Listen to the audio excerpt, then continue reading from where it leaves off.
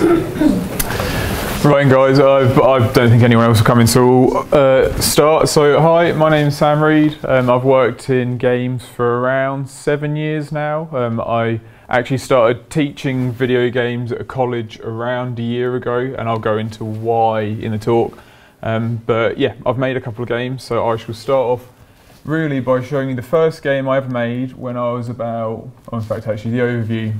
I will be talking about how I got into the industry, and the reason I've said how I got into the industry is because so many people have different stories because there's so many different ways into industry.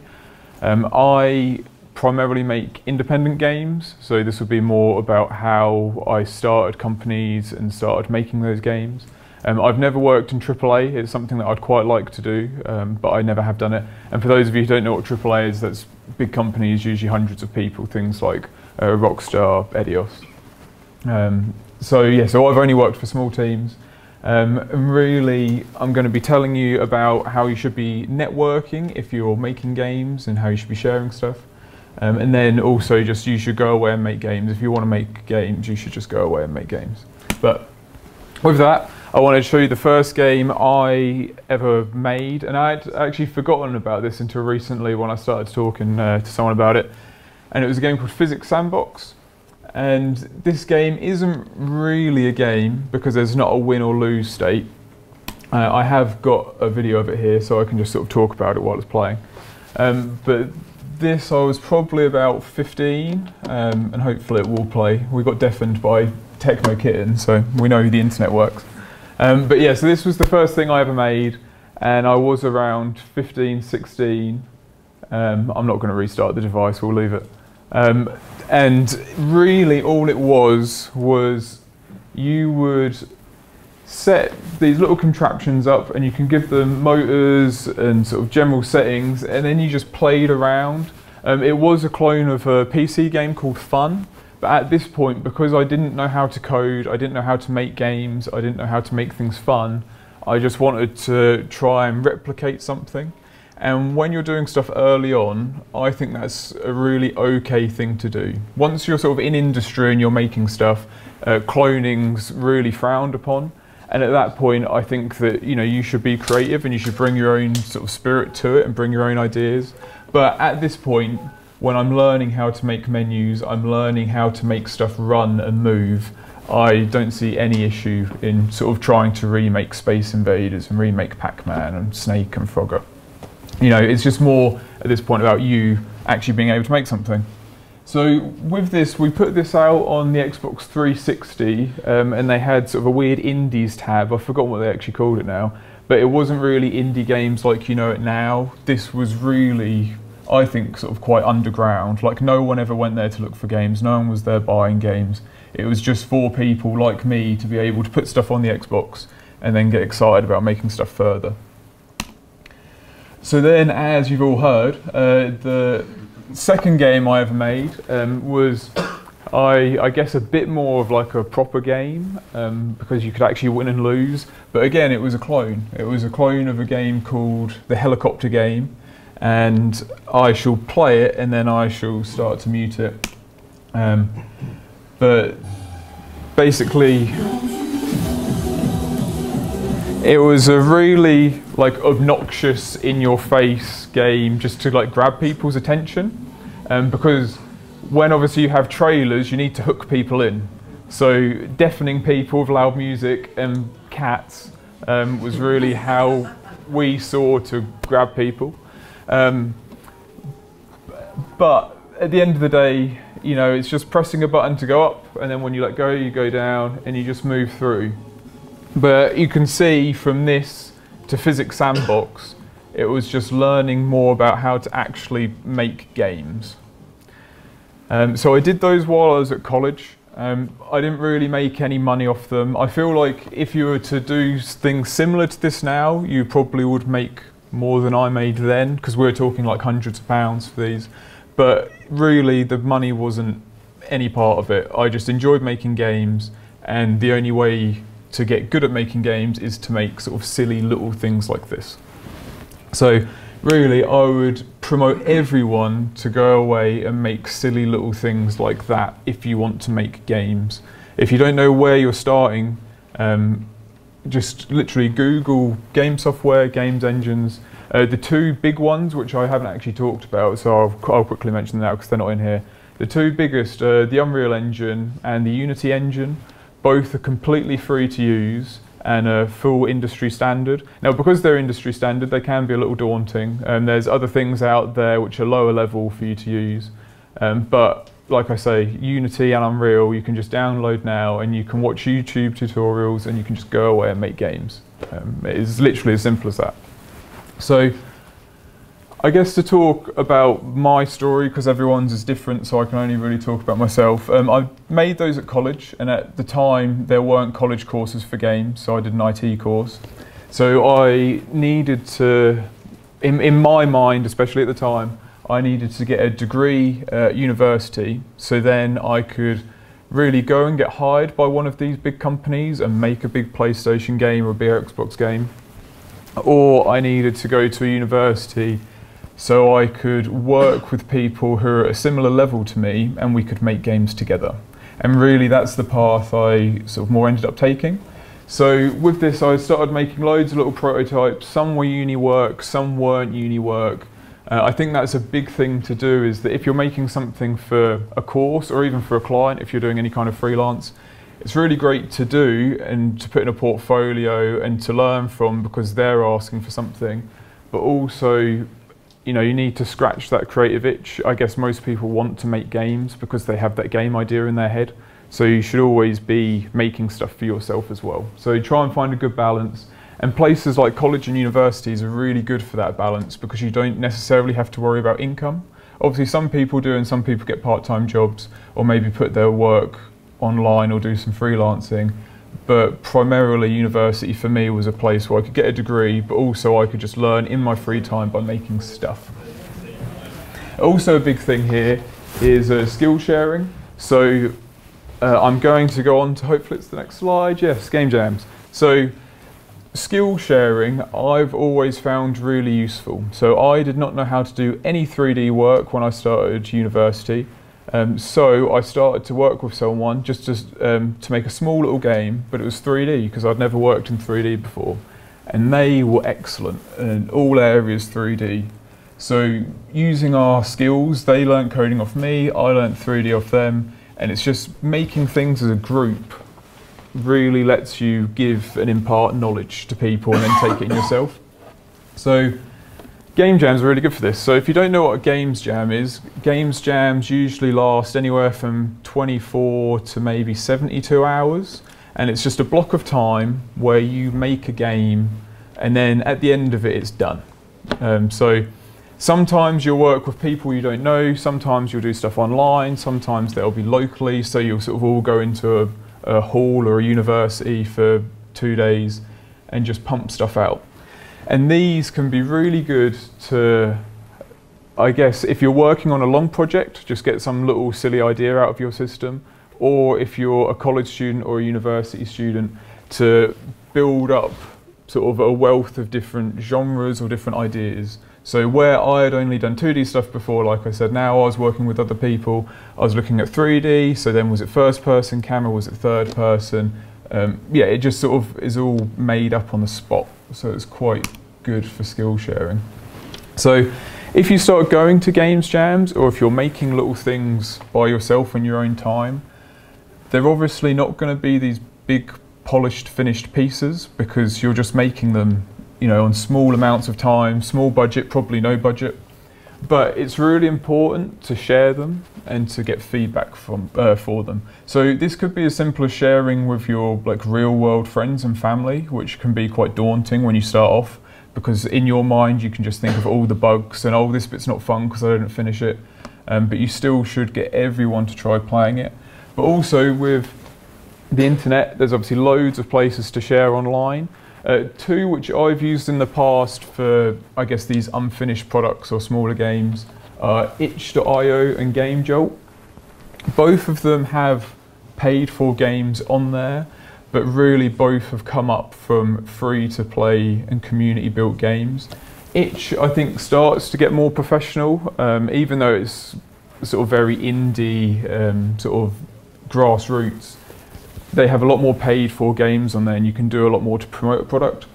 Game Jolt, even though they have paid for games on there, I feel is much more a starting ground. So when you start to make things, whether it's a game jam or something by yourself, you can throw it up there and get good feedback. And both of them I've got a lot of feedback and a lot of interest off of. So yeah, I've really enjoyed using both. So with that, if you're interested in doing games jams, I did actually take this picture you can see in January, but it will hold up exactly the same today. There are always hundreds of games jams going on, and you can scroll down on this, there are millions. I think I got this off of itch, and on itch.io they have a list of all the current games jams. I think all of these, because they're on itch, will all be based online, so you can make stuff and then upload it. But like I say, there are a lot of physical games jams where you can actually go to places and work on games together.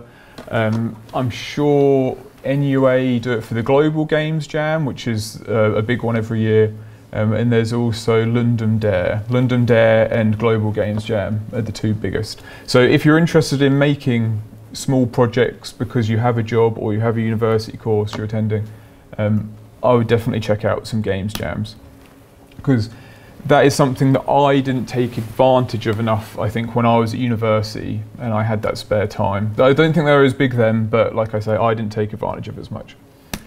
So these are two games I have not worked on, but I have worked with the developers of these games.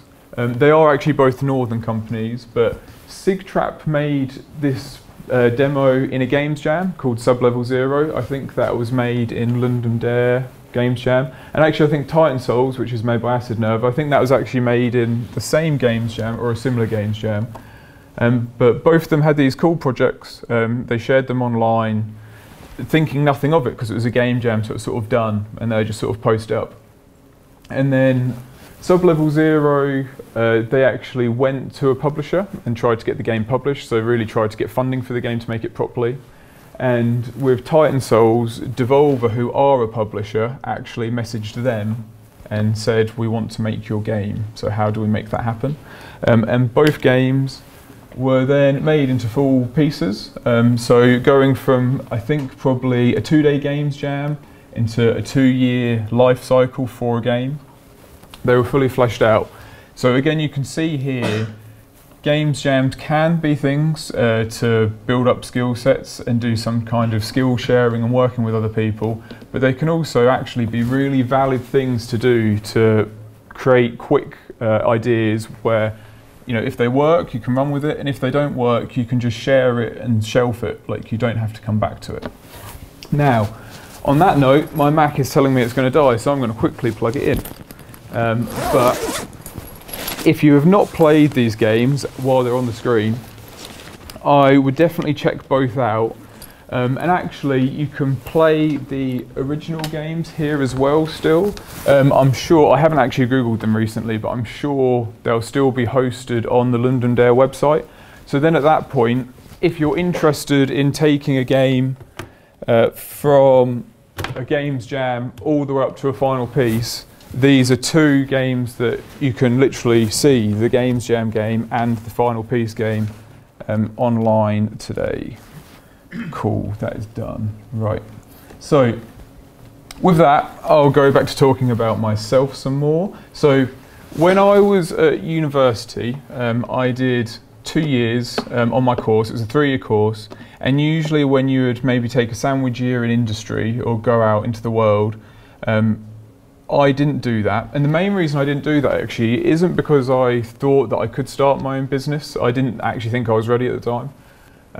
It was more because I wanted to have that kind of experience of making a game full time, but also industry placements in the game industry are really, really hard to find. Not only because of things like NDAs, where so it's not a non-disclosure agreement, so big companies don't want to let people in who are then going to leave before the game comes out because they'll go tell the world about it. But it's also actually because for a lot of roles in games, whether it's software based or whether it's business based, you actually need a lot of skills to just get in at the start. So when it comes to things like TV and film, and you'll have a runner, so someone who literally runs from A to B, that's usually a way in, so you can meet people and then you can tell people that you want to be a director or a musician. Games just don't really have that. You know, we have Discord, we don't have runners. So at that point, I thought, okay, my university offers a year where they help to make a business and you just bring your skill set to it. So I think other universities probably do this. This was at Huddersfield. So at that point, me and my friends on the course started to make a game. We made a game called Dream. And at that point, I think we've probably been working on it for about 3-4 months, which again is not that long for what we were considering it was going to be this big game. But at that point we went to EGX or Eurogamer, and it was a really, really big thing for us because it was our first trade show.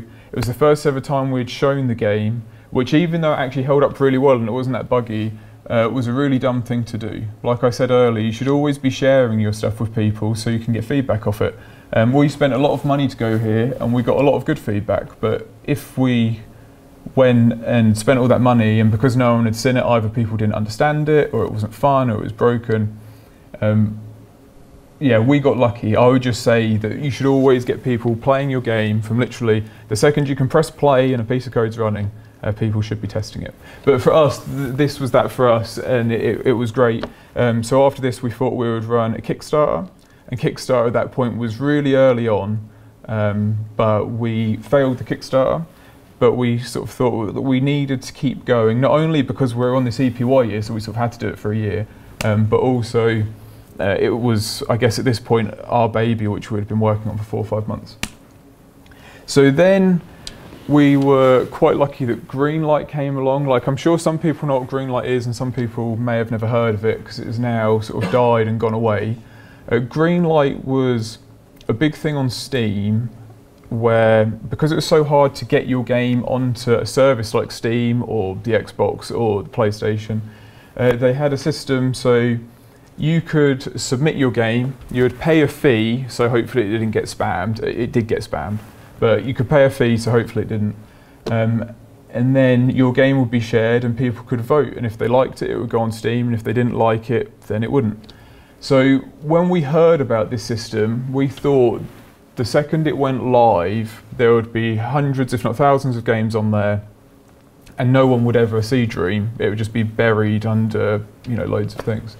So we messaged Valve to try and get it on there so it was on there sort of moment one. So then when journalists came to see it, when game fans came to see it, they would see Dream at the top. And we were lucky enough to do that. So actually we were on the front page for the first day when there was probably only about 30 games on there. And then after that, the floodgates opened and everyone came on. So I guess the lesson we learnt from that, which I would try and say to you, is obviously Greenlight's gone, it's not a thing anymore, forget about Greenlight. But always try to be looking for the next thing, because if we weren't proactive and if we didn't know about this and if we didn't email Steam, then we wouldn't have been there on day one and it wouldn't have been useful to us. So always try and find things out ahead of time or to be as close to the curve as possible. So with this, because we're on Greenlight and everyone saw it, we got worldwide coverage, which was really exciting for us. And again, that's why you should always be looking for the next thing. So just for context, I won't play the whole trailer. Dream is an atmospheric exploration game, is what we always said. Dream is a game where you walk around and do puzzles and sort of, I guess, get story delivered to you. There are some sort of paths, so it has some branching storylines.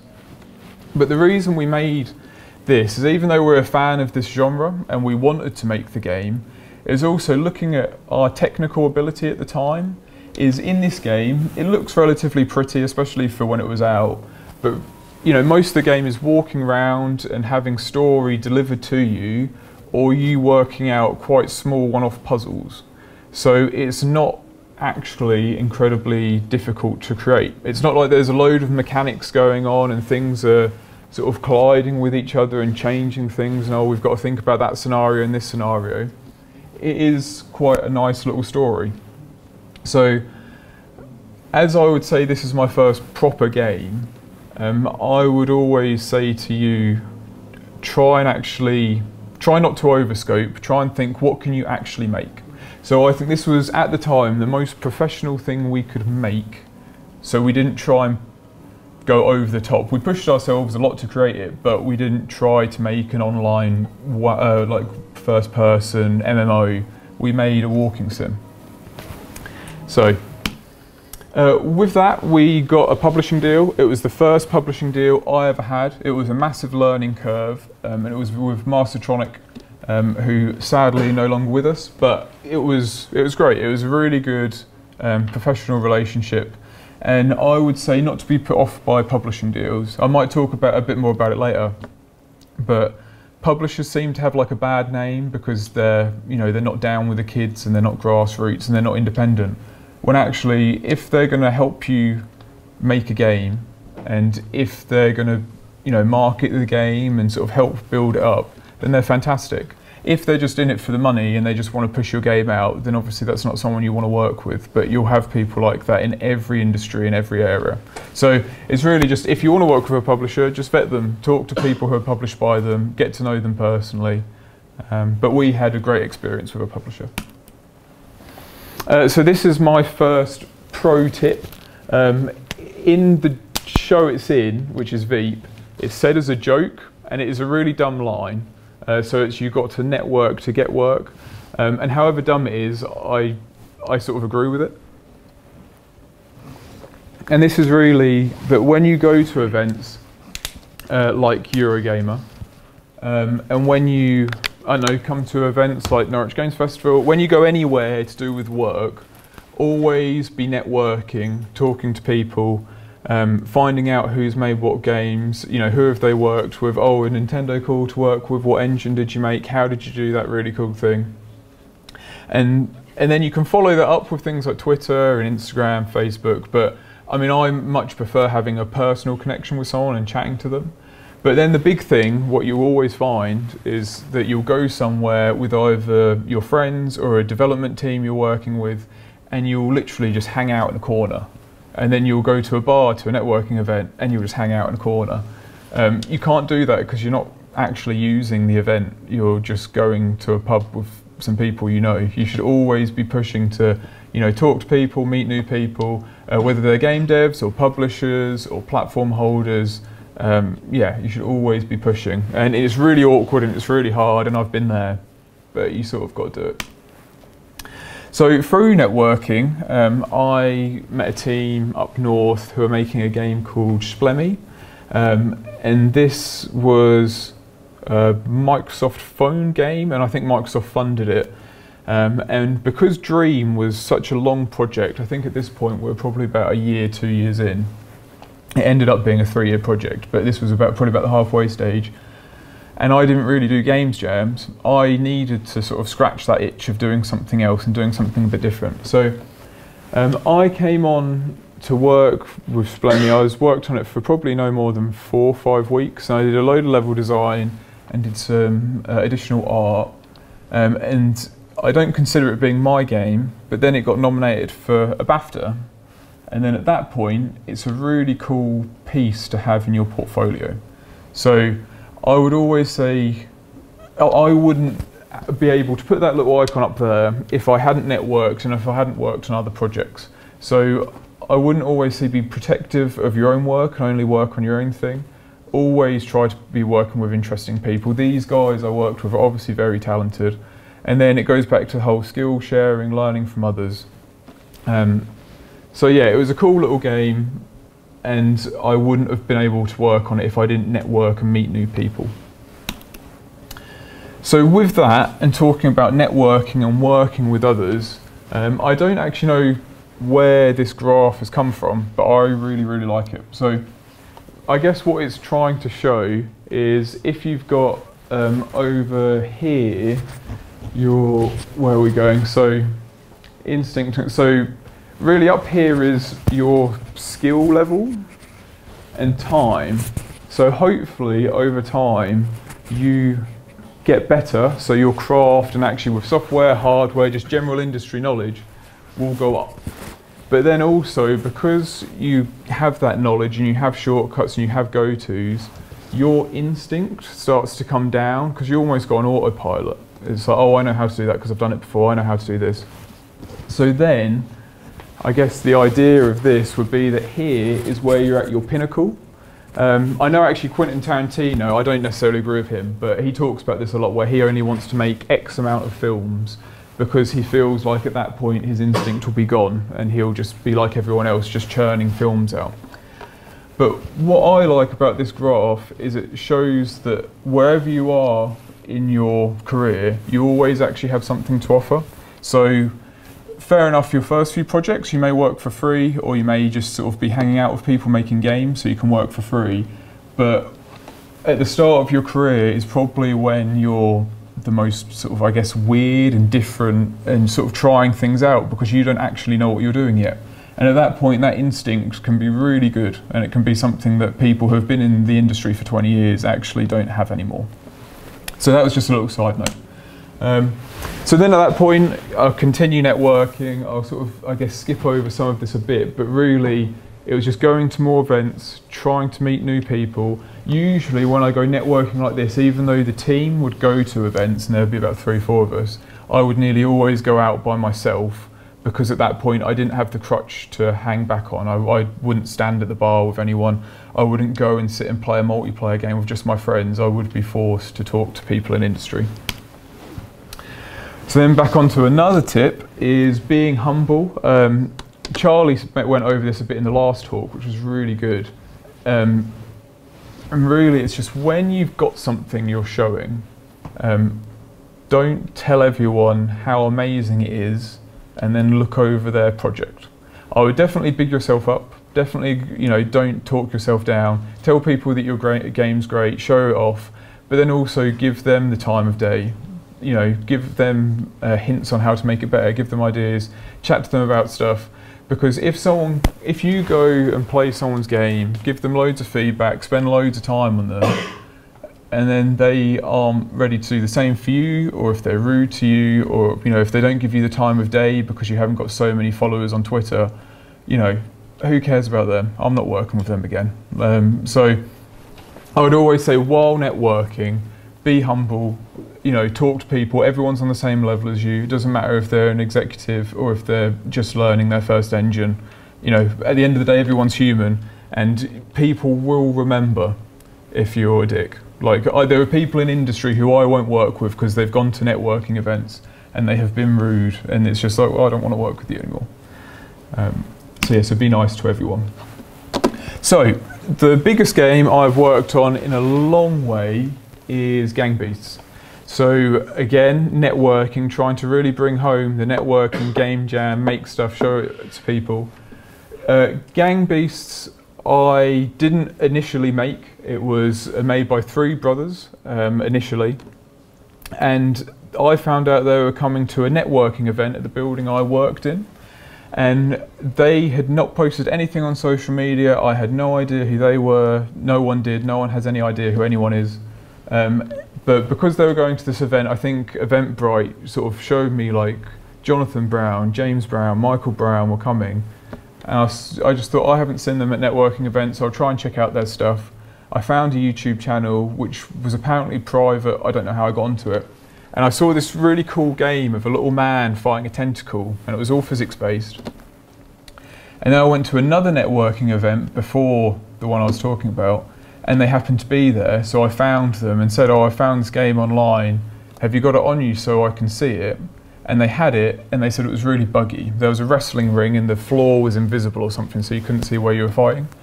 And I just was really sort of persistent, saying, like, no, it looks great, you know, I really want to see it and I really want to play it. So they brought it out at this event, and that's why I've sort of put creating luck. Like, going to events and meeting people, you're sort of creating these chance meetings, because, you know, I didn't go to the event knowing they were going to be there, they just happened to be there. And then we pulled the game out and people started playing it, and at that night it just took over the whole event. Like, there was probably about 40 people around it in an event of maybe 60, 80, just the whole night. And again, creating your own luck. It just happened that a Giant Bomb moderator was there, and Giant Bomb's a big news site online. So then that night they literally took the game, said, oh, can we get a copy of it? They played it on their stream, and just within the night of meeting them, it had gone viral. And then we were stuck forever with the name Gang Beasts, which is not a great name. So at that point, it is making your own luck and networking again. I didn't make this game, I just met people who made it and started working with them and started building new things and building cool things. So if you don't know what Gang Beasts is, here's the trailer. Again, by far the biggest thing I've worked on. Working with Double Fine, I worked with them the tiniest bit, but I didn't really have much to do with them, but still to be able just to meet them and go to events and work events with them was fantastic. Also, the music's done by an artist called Dose One, who's a hip hop artist, and I just thought, oh, why would I ever work with a rapper? And then he just came and worked on this game, and it was awesome. So again, that's sort of creating your own luck. I'll keep saying it. Going to events, making cool stuff, and then sharing it will take you like a long way. So if you've got a game at home and you're not showing it upstairs, why not? Like, you should be showing it upstairs. You should be online, so either you can share it with friends and they can download it, or you can go to an event and you can download it there, so you don't have to worry about it. But you should always be sharing stuff. So with that, again, showing how for me all of this networking paid off is at this point Dream wasn't out yet, Gang Beasts wasn't out yet. We'd sort of talked about them and shown them, but they weren't released. I was nominated for, or I got it as well. I was one of the 30 under 30 for Develop. So it's a really big thing for me, because it's not like you can nominate yourself to say you're one of the best 30 under 30. Other people did it. And again, being humble, like, I don't really know if I deserve this, but it was really nice that, I guess, people who I'd worked with or helped out obviously felt that I had helped them in some way, so they nominated me. So yeah, be nice, help people out, and it's just that karma thing. Like, you'll hopefully, be rewarded in some way. Even though that makes it sound like I was doing it for myself, I wasn't, but you know what I mean. So then, finally, I think it was a 3-year dev time, finally Dream came out, and for us at that point, this was a massive deal to have it on a shop front. And I think this would probably be the same for anyone once they finally finish what they see as their first, good game, to bring it out, and then you can relax for a minute. Now, I would definitely say you need to relax for a minute. I didn't. I wanted to jump straight onto the next thing, but I'll come to later about things like burnout. So at that point, because I'd been working on something for so long, I just wanted to keep making these small projects with people. I've never worked on the same project with someone twice. I've always worked with different people. Again, skill shares, learning new ideas from people. And I wanted to try and make something sort of more narrative driven, but it had to be really cheap. And two of the most expensive things in games, really, because you can't necessarily do them by yourself, animation, because animation's a skill set that doesn't, I guess, come naturally to game development. It's in all games, but usually you'd have an animator come on because there's just so much to it. And voiceover, because you can't voice every character in the game, but also I'm not a voice actor. I couldn't do it. So I wanted to try and tell a story without those two things. So then I came up with an idea called Mainlining. And this, I feel like, even though Dream's definitely my game, I worked on it with a team at full time. Mainlining, I feel like, was my first game where I made every call and did everything by myself. So that was really freeing, but I did work with other people for audio and for sound, which again was a great experience with working with them. So again, for context, this is the game. So I thought, if I need to tell stories but I can't have audio, I can do it in some kind of chat or type text. And if I can't have animation, then we can have display pictures.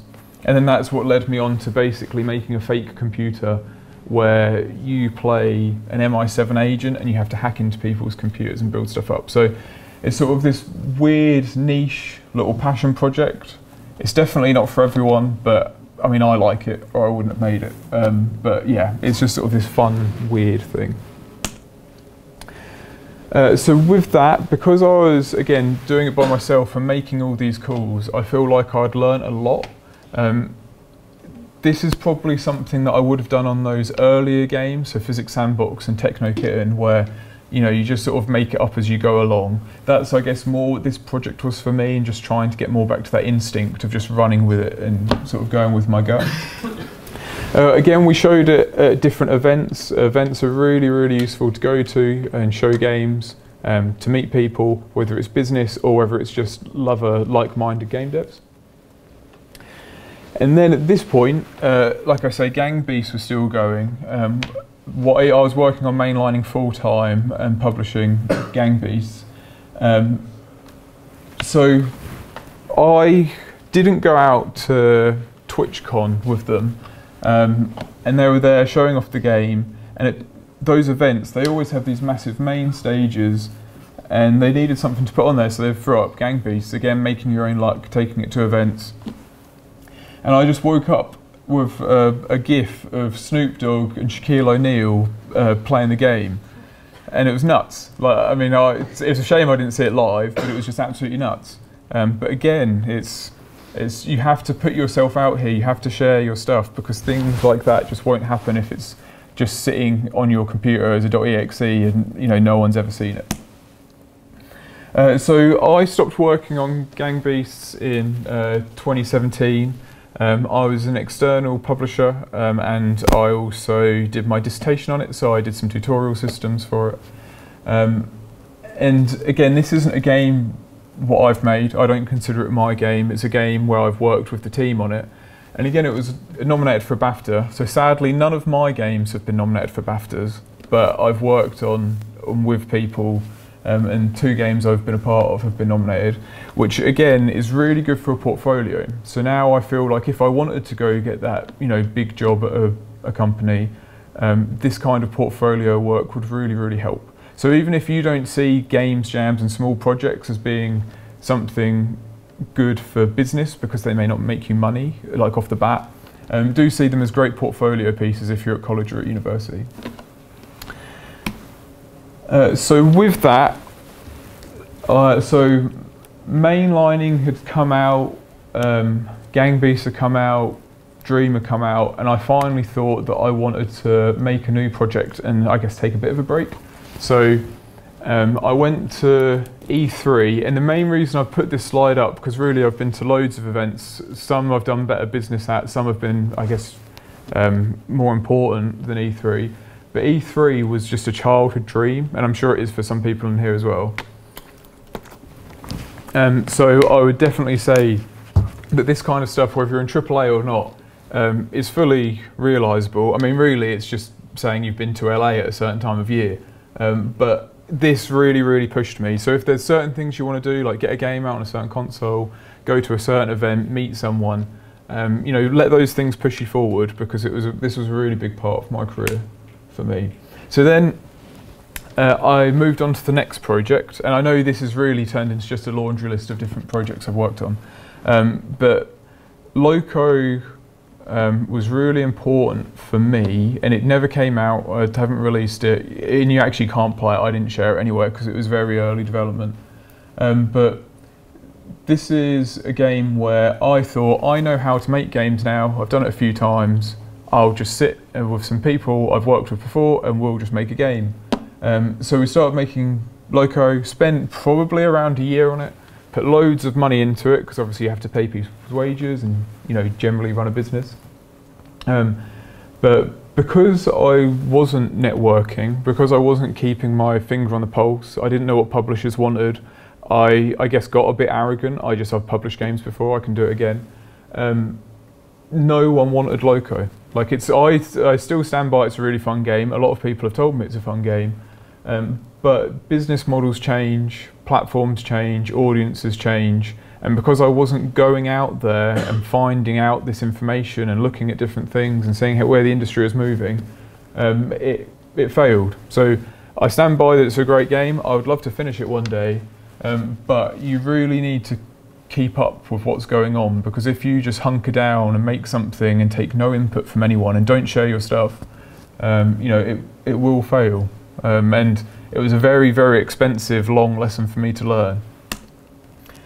So with that, I feel like I couldn't get it funded because of publisher fears. So even though I feel like publishers are fantastic, worked for them loads, helped fund games, been great partners, they were worried about what it was.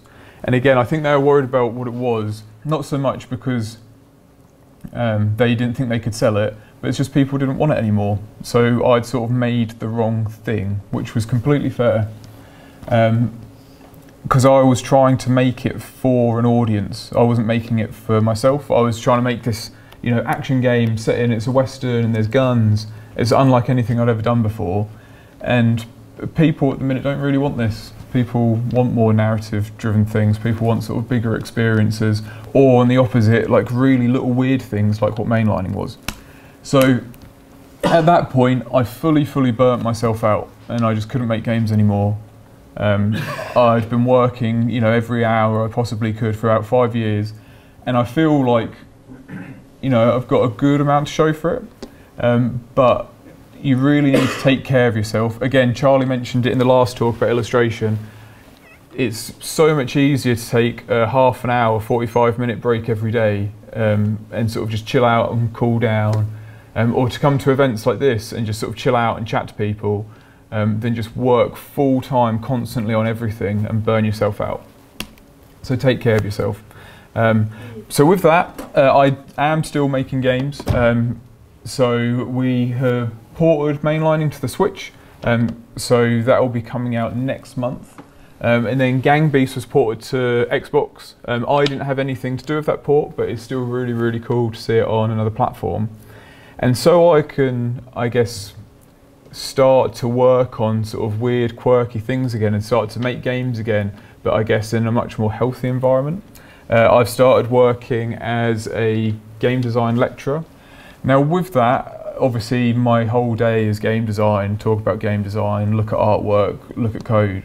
But realistically, I think for most people, you don't have to have a job around games. You can make games, you can make small things, you can build ideas as a hobby. Obviously, if it grows into more than that, and if you want to pursue a career, that's absolutely fine. But don't feel like you have to sacrifice absolutely everything to make a game, because I did that with Loco and it doesn't necessarily work out. So yeah, make cool stuff, make loads and loads of little weird things, and then hopefully build them up. But take care of yourself like in any creative industry, and do not burn yourself out, because it's just not worth it. So with all that, I feel like I've gone through, I guess, highs, ending in, I guess, a tiny bit of a low of my career. But the main thing I really want to go away on is there's no membership to being a game designer. You don't have to prove yourself, you don't have to work for a company, you don't have to have so many downloads or views or anything like that. You can just go make games. And actually, I should have Techno Kitten to deafen everyone again here, but those things I made when I was 15, they were games. I was a games designer, I made games, I shared games, people played my games. You know, you don't have to actually be employed to make games. You can just go away and do it now for free with loads of different software and loads of tutorials on YouTube. So with all that, I feel like I started talking about myself too much, so I'm sorry if I did. But thanks for listening, and if anyone has any questions, I'll be around here, but I'll also be out there. So does anyone have any questions? Yep. How would you recommend getting work experience in the industry? To be honest, I would probably just start to build games and share things online. Usually sharing stuff online, because obviously getting someone to actually download a game and play a game is quite a lot, like it's quite a time hole for them. Sharing GIFs is really good. So I would get used to making something, whether it's an animation or whether it's gameplay, and sharing GIFs online, and then making like a portfolio readily available. There are definitely workplaces out there, usually at bigger companies. So if you follow larger companies on Facebook or on Twitter, they'll usually have like business sites, and then they'll post internships. I know Warner Brothers are good for doing it, so yeah, that's one to look into. But I'm sure loads of other companies will post them, but they'll just be a bit more hidden away than front page. Yep. How do you find people to work with if you're not like in a university? So networking, yeah, is really, really useful. Really, I would try and find places where people network. So in like a city like Norwich, or I work in Ipswich, or obviously it's a bit of a train ride, but you've got places like London, there will always be events on, like literally in somewhere like Norwich or Ipswich probably once a week, in London once a night. So like to find those, you can just sort of generally be on things like Twitter, but Eventbrite's excellent for it because they'll nearly all use Eventbrite for tickets. So if you just go on Eventbrite and just search games industry, networking, loads will come up. So I would suggest doing those. Also around events, so they'll have networking in the evenings for Norwich games, but also for Eurogame or Resd. If you're going to any of those events, there will be networking things every night after every day. So I'd look to go to events built around events. Okay, I have another question. It's for those of us who don't make small games and have end up making bigger things. Like, what's the best way to like show that off?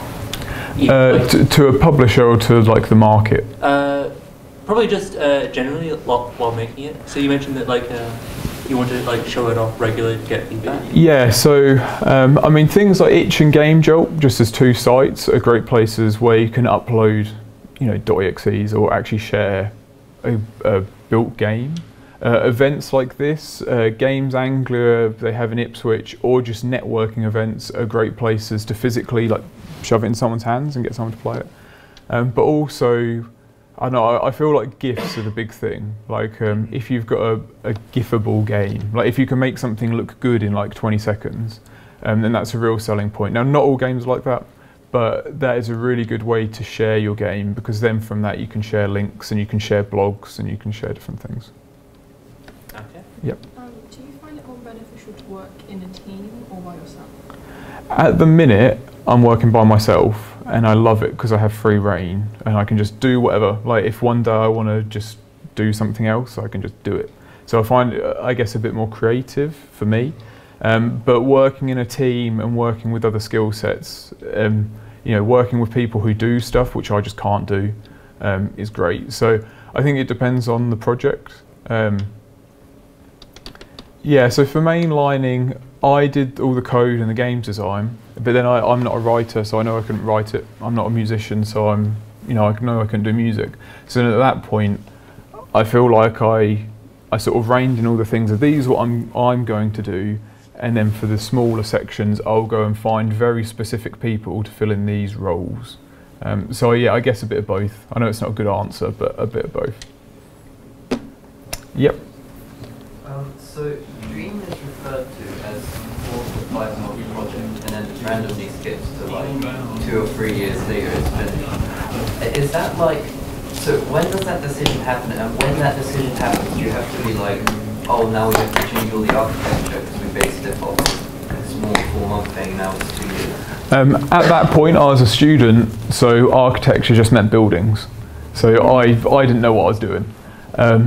Realistically, we planned out for it to be this massive thing, and we just overscoped. So we thought this was going to be done in this amount of time. So yeah, really nothing changed. It just took a lot longer. So that's a mistake, again, I haven't made again, but everyone, I think when you're making stuff, obviously if it's the first time you've ever made something, you don't really know how long it's going to take. So yeah, on there, when it's probably a 4 or 5 month project, I probably meant before Eurogamer. We always planned for it. The rest of the team planned for it to be a year. I planned for it to be a year and a half. Realistically, it was like 3 years. But yeah, but once you've done it once, you sort of get how long stuff takes. Okay, so there's not like a specific point, it just kind of No, no. I mean, if you're really good at that, and it is a skill set to have, like timekeeping, then you can obviously be better at it and plan for it and know what you're doing. It was not a skill set I had then, so that's why it sort of just jumped. Yep. Is there anything like you're optimistic about doing in the future, or any new things you want to get better at? There's a game I'm working on now, which actually completely by coincidence is just loads of little games together.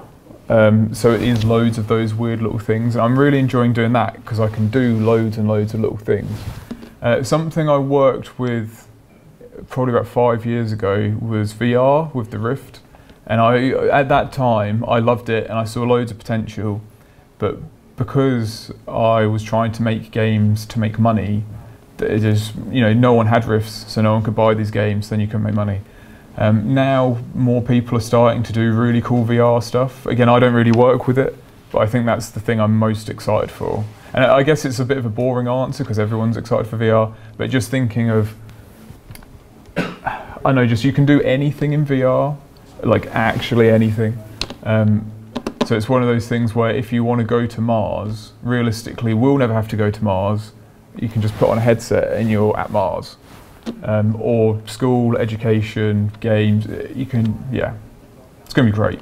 So. Yeah.